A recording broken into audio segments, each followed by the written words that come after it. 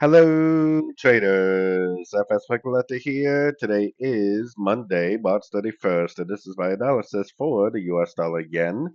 If you haven't done so already, definitely do check out my free Discord channel, which is linked down here in the corner at the end of the video. And don't forget to take a look at my website, fxpipcollector.com, to gain access to all these benefits listed below and more. So anyways, the US dollar yen did push down pretty hard. I had a channel right here, but it blew past that channel, so I removed it. Now, one thing we do have to keep in mind is the daily never did break structure up. As you can see, the daily did not break. So we really can't confirm the end of this wave B, and we cannot confirm that uptrend yet. So we got to keep an eye on it. There's always a chance that this does just keep on going down. I still think there's a good chance it's going to go up, but we have to be careful because the trend is your friend, and the trend is definitely down on the daily time frame.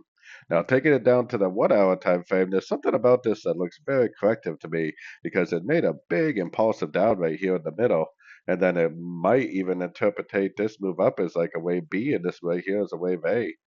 Maybe we're already in a wave C, and maybe this is a running ABC. So if it does bounce from a fib level with a higher low than the wave A, and then it goes up and breaks structure, I would definitely take that as a long. If it doesn't do that, but instead just keeps on drifting down to like the 78% and then breaks structure, I would take that as a long also.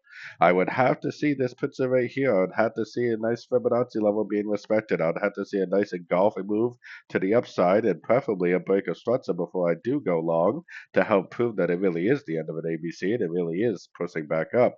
Because like I said, the daily time frame is down and there's always a chance that it just goes down, bounces, doesn't break structure, and just keeps on trending down.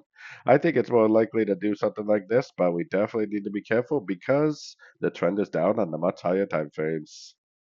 So anyways, don't forget to like and subscribe, and as always, thank you for watching and happy trading.